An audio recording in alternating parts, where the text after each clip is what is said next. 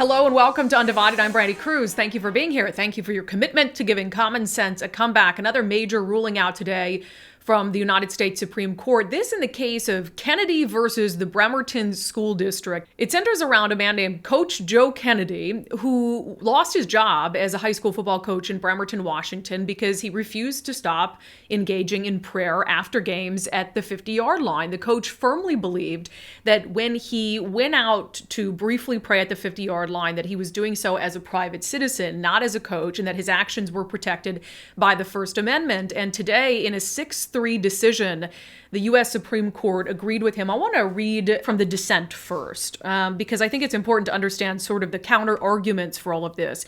Dissenting judges writing, today the court once again weakens the backstop. It elevates one individual's interest in personal religious exercise in the exact time and place of that individual's choosing over society's interest in protecting the separation between church and state, eroding the protections for religious liberty for all.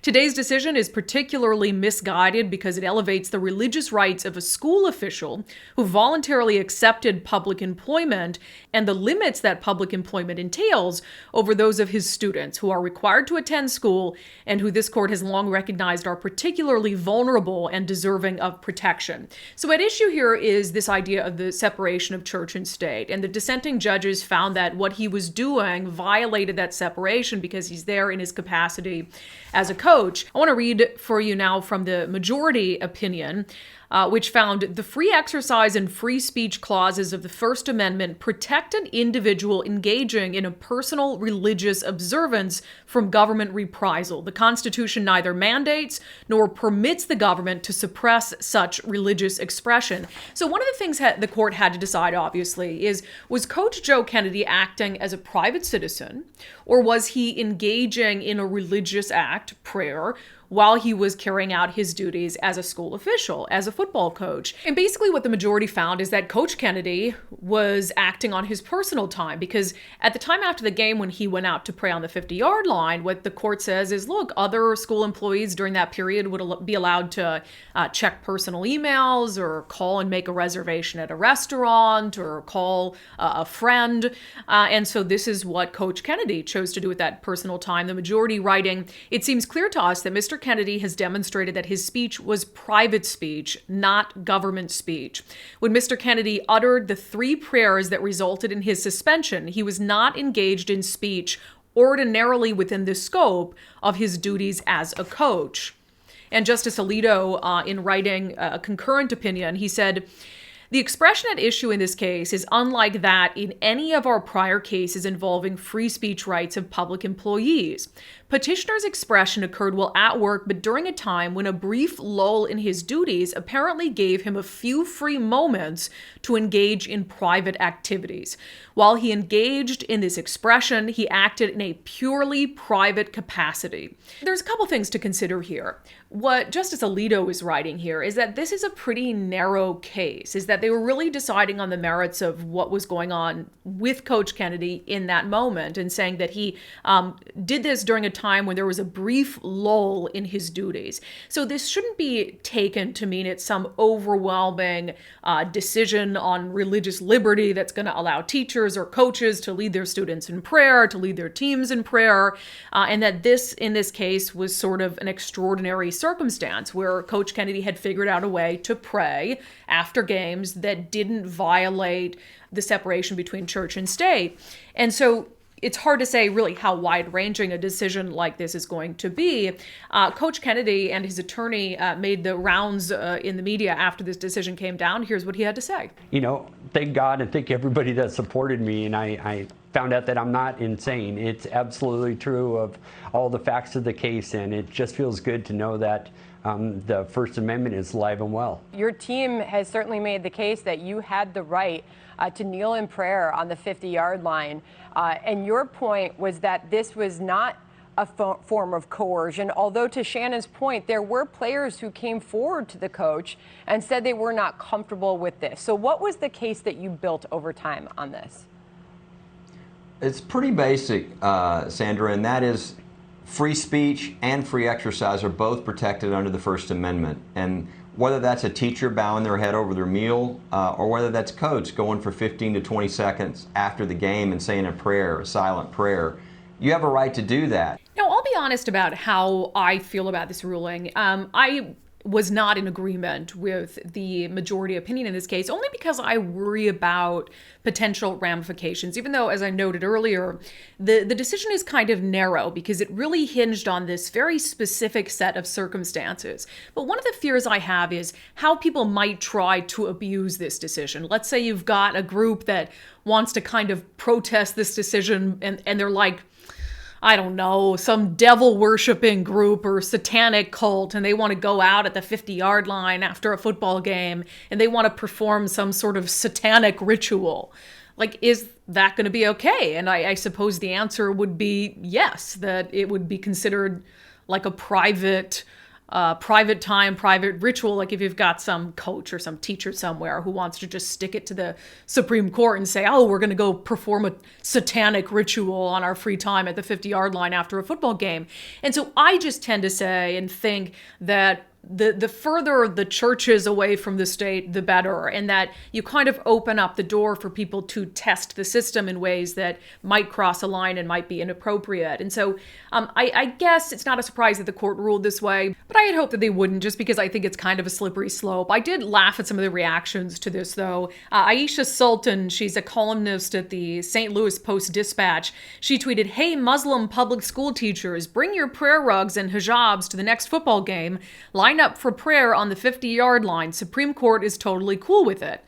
Well, yeah, they are cool with it. I mean, if you're going to engage in some other sort of religious activity under the same set of circumstances that Coach Kennedy did, I mean, that is what the court is saying. The court's not in this ruling saying you can pray, but only if you're praying to a specific kind of God. And so, yeah, I know Aisha is trying to make some sort of woke argument here, like she thinks people will be upset if it's Muslims doing it. But what the court is saying is that it didn't matter whether you were a coach choosing to make personal phone calls or send personal emails or sit and chat with a friend on the sideline or go out to the 50-yard line and engage in prayer, that in that moment you're doing something on your personal time. So it really didn't have a lot to do with prayer. It had to do with the circumstances around when Coach Kennedy prayed. I will note that we are going to have Coach Kennedy and his attorney on the podcast on Wednesday. And remember, the Wednesday podcast is exclusive to subscribers. So if you want to see that interview, make sure to become an undivided subscriber on my Patreon page, patreon.com/undivided,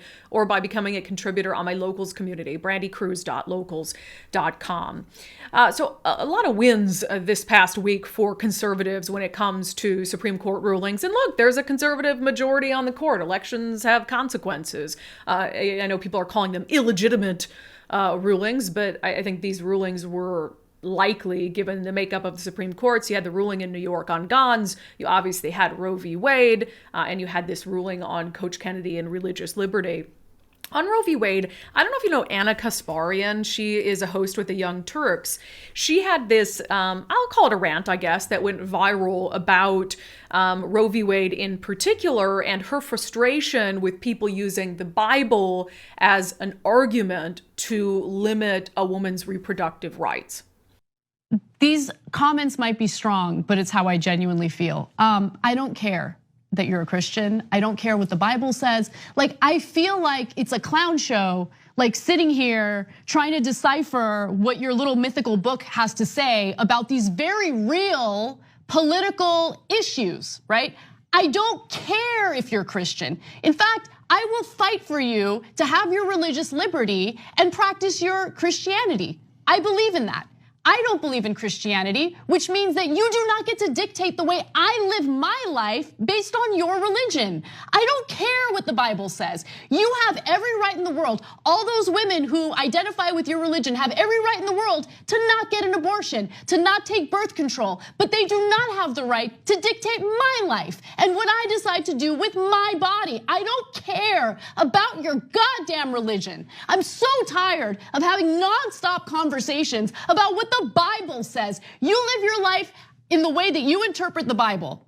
Again, I don't care, but you don't get to take the Bible and tell me, well, the Bible says this in this chapter, in this verse. I don't care. I don't care. I don't believe in it. And I have the right, based on our Constitution, to not believe in it. And look, I agree with her. I agree that the Bible shouldn't be used to dictate the rights of people in this country. The Bible shouldn't have anything to do at all with the rights of people in this country. But there was no mention of the Bible in the Supreme Court decision around Roe v. Wade. The Supreme Court and the majority that repealed the ruling on Roe, the precedent, and sent the issue of abortion back to the states didn't do it explicitly because the Bible, is against abortion. They did it because they believed that abortion was never an issue for the Supreme Court to decide on, that it wasn't a constitutionally protected right via the 14th Amendment, and that the decision-making on that issue belonged in the hands of states. And so I understand Anna Kasparian's frustration with how people are using their own religion to try to dictate what other women should do with their bodies. I'm frustrated by that as well, because not every American believes in the Bible or believes in any religion at all. And so it definitely shouldn't have any say. But to suggest, I guess, or for people to believe that the Bible did have a say, did have some sort of influence in the Supreme Court decision around Roe is just incredibly misleading. We've been talking a lot on the podcast about the midterm elections and the fact that they're not shaping up well for Democrats. I know there's conversations about what abortion and gun control and all of that, what impact that will have, but clearly the number one issue continues to be the economy. Public safety is not far behind that. But if you had any doubt at all about my take on how bad things are shaping up to be for Democrats, I want you to watch the new ad just put out by Democratic Congresswoman Kim Schrier, who is fighting to keep her seat in a swing district, Washington's 8th congressional district. Watch this ad. When you hold nearly 100 town halls, you listen, you learn, because what you care about here at home is what I fight for in Congress. Gas prices and taking on the Biden administration to suspend the gas tax. Prescription drugs. We got more affordable insulin on the market, finally. Crime. I got more funding for local police. I'm Kim Schrier, and I approve this message because a good leader listens, learns, and then delivers. There you have a Democrat who has been pretty lockstep with Biden, who's never said anything negative about the president, who is now coming out suggesting that she is sort of taking on the Biden administration. If that doesn't tell you the fear that Democrats have about the midterms, I don't know what will. You also notice that she mentioned public safety there.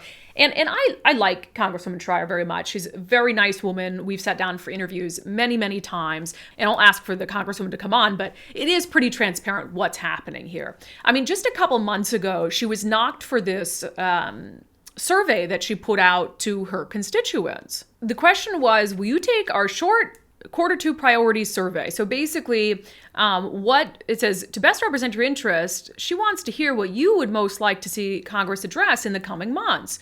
There was a long list of things on here.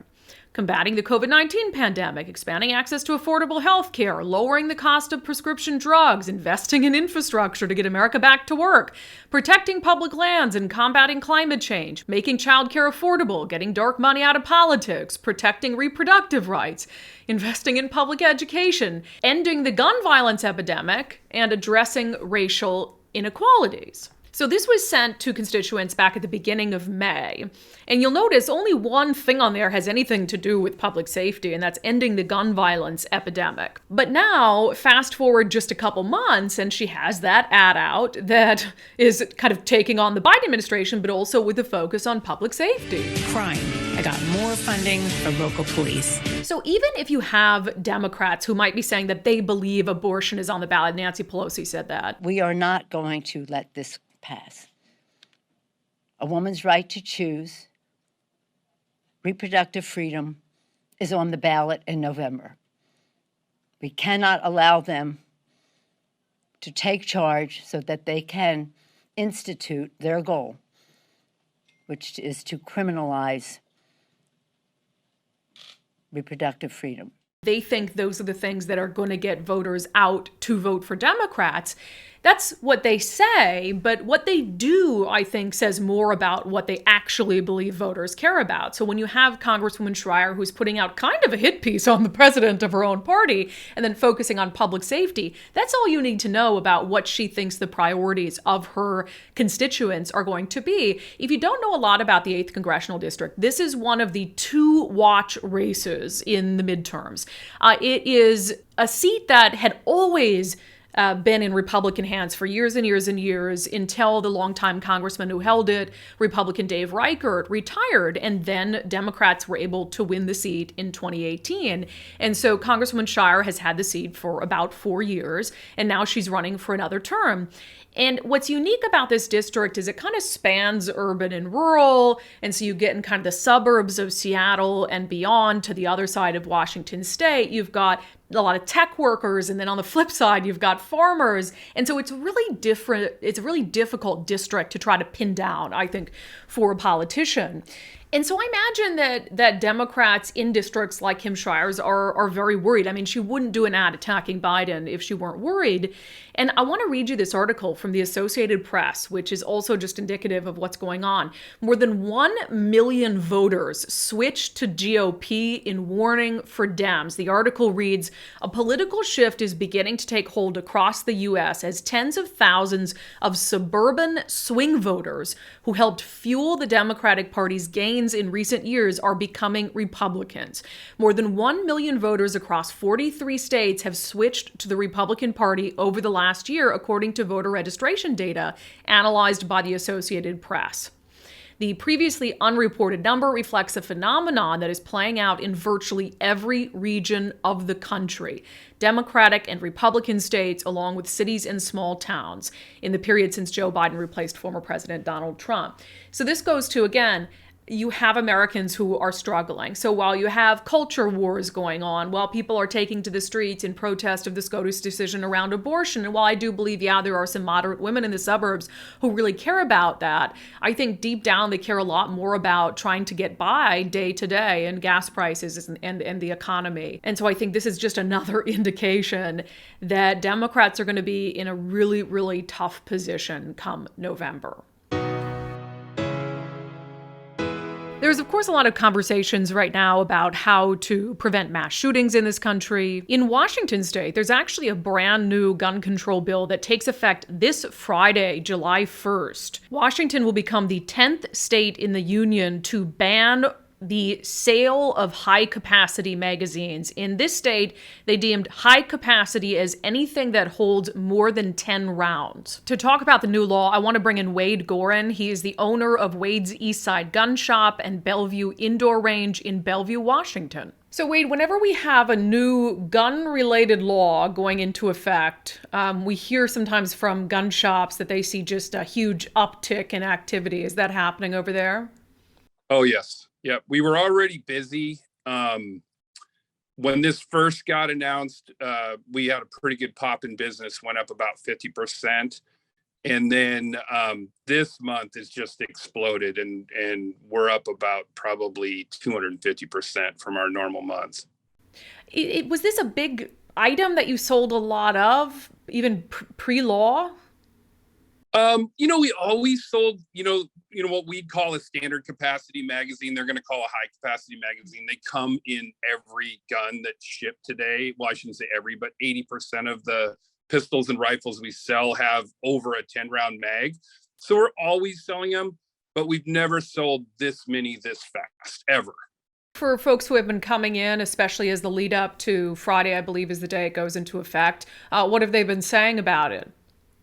Nothing nice. I mean, they're all, they know the only people that are going to be affected by this law are law-abiding citizens, right? And so my customers are all law-abiding citizens, and we know this because we do background checks on them when we sell them firearms, and we rarely even get a denial so that we can't sell somebody a gun. So the paperwork really weeds out the bad actors.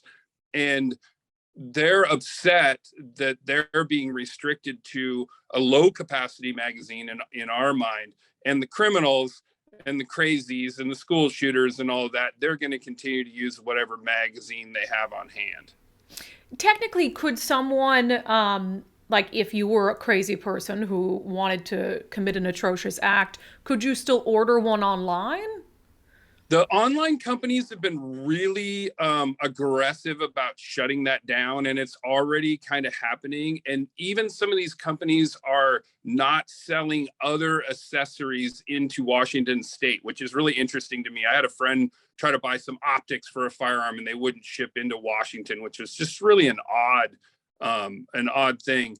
But they're pretty good. Massachusetts has a law like this. California has a law like this. So these companies are used to, there must be something in their software that they can add so that the address or the area code on the phone or something will tell them that it's not something they can legally ship. Okay. So in theory, someone, if they wanted one, they'd either already have to own one, get it on the black market somehow, or travel to a state and illegally bring it back. Correct. Gotcha. So the idea behind this, one of my friends was one of the drivers of this law, Emily Cantrell. She survived the Vegas shooting, and she helped push this through because she's since become sort of a gun responsibility advocate. So the idea is that this would prevent mass shooters from killing as many people as quickly as they could with a quote unquote high capacity magazine. Do you think, Wade, that it could make a difference in that regard? That's such a stretch of logic. I mean, 99.9% of all AR mags and AR-15s seem to be the weapon of choice for the crazies when they do one of these mass shootings. They would be hard pressed to find a 10-round magazine out there. I just think it's going to have zero effect on crime. And even if they did, I'm not very good at a mag change. I'm moderately quick, and I can change a magazine in my AR-15 in about a second and a half, right? So somebody that's terrible, it's 2 or 3 seconds to change a magazine. So if we're saying we're only going to let the crazy shoot people 10 at a time and then reload and shoot another 10 at a time, maybe that will happen. Bob Ferguson said, I saw him selling this mag ban, and he said that now we were going to be able to take these shooters down while they were doing mag changes. And I'm having a hard time picturing Bob Ferguson or the ilk taking down anybody in any one of these, situations. That's a bold move. And a lot of times it's the only option you have, right? So, you take your chances when you can, but it's just so unrealistic. It's almost a fairy tale that he's telling us.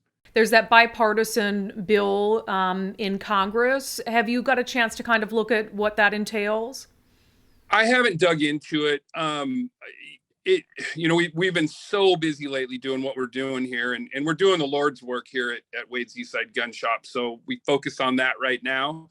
The one thing that scares me in that is these red flag laws, because the red flag law, just like a lot of these ideas, sounds like a good idea. And then when you break into it, it's a terrible idea, because what they usually say is if you make a call to law enforcement and say, hey, my neighbor acts crazy, is crazy, threatened me with a gun. I mean, you could make up any kind of story you wanted about somebody and they can go seize their guns. And you don't have a judicial review. There's no judge reviewing the complaint to see if it's valid, hearing from the person. I mean, you can tell so much from somebody just talking to them in person, giving them a chance to tell their side. And from what we've seen, the red flag laws are overzealous by a huge margin against the gun owner or the accused. But certainly, we talk about see something, say something. I want my neighbor or my friend or someone calling police if they have a serious concern about something somebody said online or a threat. And so I guess what would you do to try to, how would you perfect that law in a way where it maybe wouldn't be able to be abused as readily, but you could still have a way where citizens come forward and say, look, something is not right? My motto is see something, shoot something. But I get what you're coming from, where if you see something online, you should, something that is alarming, something that the average person would say, hey, we have a credible threat here, and it needs to be reported. The trouble is, we've had these complaints made by these school shooters before. The last one had been in contact with, or the FBI had been watching him, or he was on watch lists for a year, and they do nothing, with that. So there has to be a way to vet these and process them and do it quickly so that it actually has an effect in stopping somebody who is the bad actor. And I just don't know how you get ahead of that. Law enforcement, they get overwhelmed with calls like this, believe it or not. And there's a point at which they can't respond to most, if any of them. Where I struggle is, people want creative solutions, and I know pro Second Amendment and responsible gun owners, they're like, well, don't touch our firearms, don't restrict our Second Amendment rights. And then you have this bill in Congress that doesn't touch firearms at all, but there's still a lot of pushback over elements of it. And so I understand, I can kind of appreciate them trying to go a direction that could get bipartisan support. And I do appreciate the concept behind a red flag law, but now there's, kind of concerns about execution, I guess. Well, exactly right. And the devil's in the details, as it always is, right? And there's such a strong desire to do something, but generally Congress is so heavy-handed, the politicians are so heavy-handed, they do something wrong. They don't do something that has a true effect on the issue that we're trying to solve. It always comes back to them about guns. It's rarely about the bad guys, the crazy people, mentally unstable people, terrorists. It rarely has the effect on the target that we need to target. It's always a very wide shotgun blast to the general public and law-abiding citizens who are not shooting up schools and not robbing banks and not threatening their neighbors and not committing domestic violence. I mean, it's the wrong target that always gets affected. Yeah, if it were easy to come up with a solution everyone was happy with that worked, we would have done it already. And I think most people would agree. They don't want the government to be able to come in willy-nilly and strip someone of their constitutionally protected right to bear arms. But most people also agree, like this kid down in Texas, he was posting videos of bags full of dead cats and, stuff like that. So there's got to be a way to act quickly. But, when people did complain about that's where, these red flag laws, when you have somebody that was so obvious, somebody should have talked to this kid, right? Just went out and interviewed him. And Uvalde is not a big community, right? Their police force should have went out and interviewed this kid and talked to him and got a sense of what was going on. And they have pretty wide berth to seize firearms and get him a mental health checkup. I mean, the laws are in place already to take care of it if they would have done their job. And they did their job horribly. And they did their job horribly at the scene of the crime, too. I mean, it's just the cascade of errors there with the police department. We could make a whole show just on that. Yeah, we can agree that wasn't an exceptional display of law enforcement in any sense. What do you think, Wade, is on the radar of Bob Ferguson and gun control advocates this legislative session? Have you heard of anything? I think we're going to get an assault weapons ban. I think they're going to move quickly. The mag ban just got rammed through. They basically have the votes to do anything they want. And I think the assault weapons ban is next. And I think they're going to work hard to get that done before the midterms. Yeah, but at the same time, they've been trying to do that for years with Democrat control in the House, the Senate, and the governor's office, and they haven't been able to do it yet. But they now, I watched some of the hearings that they had on the magazine ban, and they just ramrodded that through. They were not listening to the minority at all. And frankly, in this state, there's a lot of Democrat counties and areas that are very, very, very pro-gun. I mean, our state is actually, for as blue as it is very 50-50 on guns. I mean, there's a lot of people, even in King County and Seattle, own firearms either for protection or for sport or their hobby or collecting, right, that are still pro-gun. But the politicians have been leery about voting for gun laws because they know a lot of their constituents support that. But they basically got bullied into it by the Democratic Party and by Bob Ferguson, and they railroaded this mag ban through. It was impressive to watch the control they had and how little concern they had for any Republican input in that law.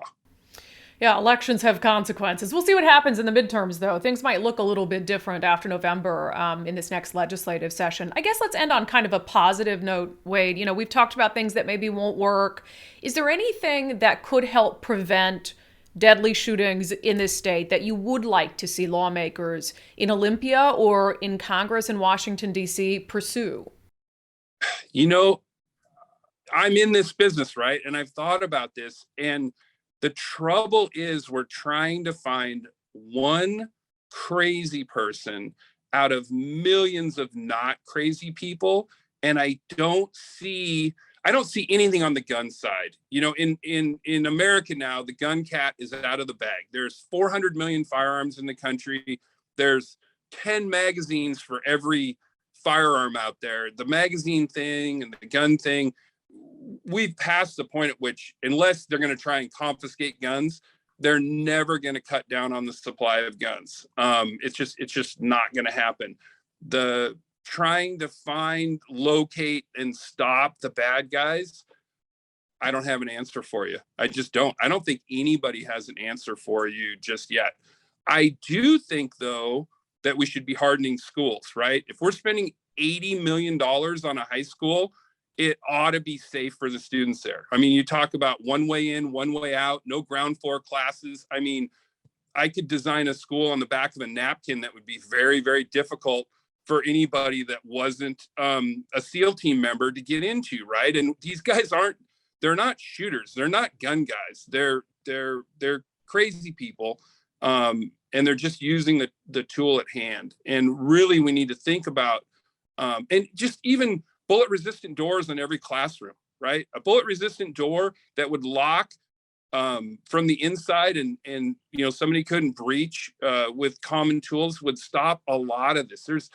Stuff doesn't have to cost millions of dollars to make a difference in our schools. And we really should be focusing on that right now. I mean, you hear those arguments about, well, kids shouldn't have to live in go to school in a prison-like atmosphere. And it's like, well, I agree, but here we are. And I mean, they made kids do band practice in individual tents during COVID. And so if they cared about protecting them during COVID, surely they can protect them now.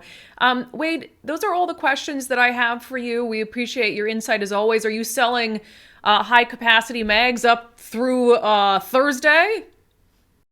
Oh yeah. We're going to sell them until we can't sell them. We'll probably sell them till midnight on Thursday and be open late. And, it's going to be interesting. I'm also interested to see how well people comply past this. If a trip to the gun show or gun shop in Idaho or Portland is going to be part of people's travel plans now. It'd just be interesting to see how well people comply with this law when they don't agree with it. Yeah, I mean, I never advocate for people to break the law, even laws you disagree with. So I would always encourage people to follow the law, even if you don't like it. But I am curious as well how many people will try to find ways around it. As an FFL holder, we have to follow every law, no matter what we feel about it. We have to, down to literally the smallest amount on the paperwork. But I'm really interested to see what people do moving forward and how well they're going to comply. America has a race problem. And by America, I mean the media. And by problem, I mean obsession. Take a look at this article from the New York Times. Senior Black executives depart Amazon as it names new consumer boss. It goes on to say, Two of Amazon's most senior Black executives are departing the company, according to 4 people familiar with the change, leaving Amazon without any Black leaders on its senior leadership team, which includes more than 24 executives responsible for running the company. Now, nowhere in this article does it claim that there is any racism or wrongdoing associated with the departure of these 2 Black executives, only that they're leaving Amazon to pursue opportunities outside the company. But the insinuation is clear that Amazon is somehow a racist organization. Although buried near the very bottom of the article, the New York Times acknowledges Amazon said it doubled the number of Black employees in the United States at the director and vice president levels in 2020, and by almost 70% more in 2021. About 70% of Amazon's U.S. workforce, largely its hourly workers that power its operations, are not white. So in truth, Amazon has become more diverse, not less diverse, but of course a lot of media outlets picked up on the attention-grabbing headline. Amazon's diversity struggles, writes USA Today. 2 top Black executives leave Amazon amid changes in leadership. Amazon has no Black executives on its top leadership council. Now look, if Amazon were actively rejecting qualified candidates of color, that would be a problem, but there's no indication that that's the case. In fact, we're talking about a company here that openly tracks and releases data on the gender and race of its global workforce and also tracks any correlating pay disparities. But all of that aside, and to speak about this more broadly, why are we obsessed with the idea that the color of someone's skin is somehow a job qualification? The only job where the color of your skin should be considered a qualification is if you're like the head of the NAACP. That job should definitely only go to a Black person. Now, diverse life experiences and viewpoints are always good if you're trying to build a strong team, but not if it means rejecting qualified candidates simply because you're trying to hire people based on something as insignificant as the pigment of their skin. Like when Joe Biden picked Kamala Harris as his running mate because he promised to choose a woman and Democrats urged him to make it a woman of color. And now Democrats are kind of stuck in 2024 because they have an aging president and a vice president who has proven herself woefully unprepared for the job. Or let's take White House Press Secretary Karine Jean-Pierre, who is lauded as the first openly gay and first Black person to serve as the press secretary. How's that going? You know, there is no working theory on our part. It's not going well. And of course, you're going to have times when a Black person is the most qualified person for a job, but it has nothing to do with the color of their skin. For example, Joe Biden made his SCOTUS nominee about race when it didn't need to be. By saying at the onset he was going to pick a Black woman, he made the nomination of Ketanji Brown Jackson about race when arguably she was more than qualified for the job based on her resume. So yes, America has a race problem. But the problem is that we can't stop obsessing over it. It is Monday, and we like to close the show by getting some thoughts from unDivided subscribers on some of the news stories that we've been covering. So we go now to Patreon, and the story is the reversal of Roe, sending abortion back to the states. Aaron says, "This is really terrible news. I feel so bad for women in the states where it is 100% banned." Dean said yesterday, Second Amendment gun rights were expanded, and today the 14th Amendment right to privacy and personal control of reproduction was curtailed. Neither decision has the support of the majority of the electorate. Whether you're happy or upset, history will likely give Mitch McConnell the credit. SCOTUS seems to be more political football than a court governed by precedent and constitutional law. Chris says, awesome decision. Glad to see the Supreme Court return this issue to the states where it belongs. P says, it's a historic day. I will be out celebrating. It's better to have these decisions local so people can vote on it. For sure, nothing will change if you're in Washington state. Now some thoughts on the decision in the case of the Bremerton football coach who, according to the Supreme Court, was well within his First Amendment rights to pray at the 50-yard line after games. Will says, I support this as he was doing it after a game. This is far different from a teacher pushing their religion in class. Monica says, this is a victory for all who wish to pray. Yes, a Christian case, but this ruling will cover everyone. Common sense, I love it. Dean says, the First Amendment begins, Congress shall make no law respecting an establishment of religion. Paid school district employees teaching students how they should pray seems to run counter to that idea. But the conservative justices, bolstered by 3 justices installed by Mitch McConnell, seem ready to set that concept aside. As always, thank you for your feedback and thank you for your commitment to giving common sense a comeback. That's it for this episode of Undivided. A reminder, we will be joined by Coach Joe Kennedy on the show on Wednesday, a subscriber-only episode. So make sure to become a subscriber to catch that conversation about the many losses he endured to get to this victory in the U.S. Supreme Court and about what some of his critics are saying about the decision. You can become a subscriber on Patreon or Locals, patreon.com/undivided or brandykruse.locals.com. Thank you to the founding sponsor of Undivided, 1530 Mortgage. Visit them at 1530mortgage.com.